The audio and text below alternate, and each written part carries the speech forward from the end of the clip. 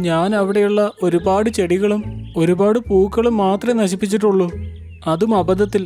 പക്ഷേ ഈ ഷേർഖാൻ എന്നെ കാട്ടിൽ നിന്ന് പുറത്താക്കി. എനിക്കിപ്പോ തോന്നുന്നത് സിംഹമായി മാറി സിംഹത്തെ കൊല്ലാനാണ്. അവൻ പിറുപിറുത്തോണ്ട് വേറൊരു കാട്ടിലേക്ക് കടക്കുകയായിരുന്നു. അപ്പോഴേക്കും അവൻ ഒരു വ്യത്യസ്തമായ കാര്യം കണ്ടു. ഒരു സുന്ദരമായ ഭവനവും അതിന്റെ മുമ്പിൽ കുറുക്കൻ നിൽക്കുകയായിരുന്നു. ഞാൻ ഈ ചെറുതായത് കൊണ്ട് എന്ത് ബുദ്ധിമുട്ടാണെന്നോ. എലിയുടെ ജീവിതം വളരെ കഷ്ടത്തിലാണ്.